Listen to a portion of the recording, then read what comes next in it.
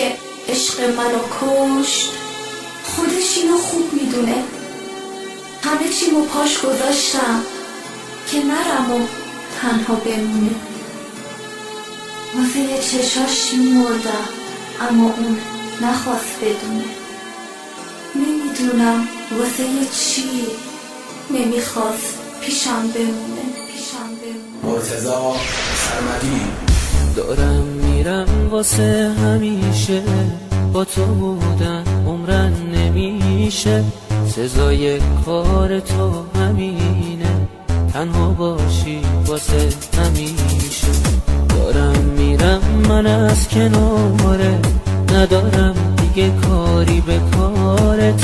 پشت پا زدی به روزه، میمیره عشق سینه سوزه.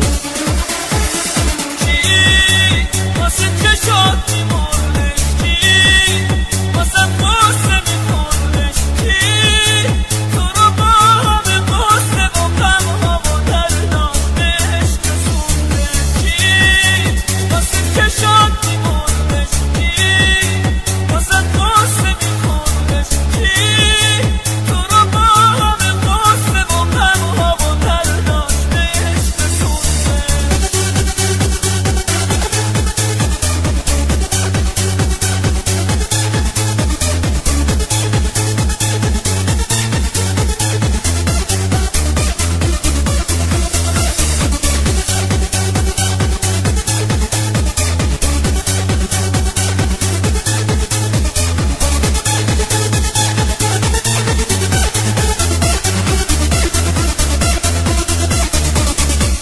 رسیدن به تو که افسوس به تباهی میرسیدم. مگه میشه دلو به کسی داد که ازش هیچی نمیدونه؟ وقتی رفتم تازه میفهمی که چی بودم و چی کردی با من.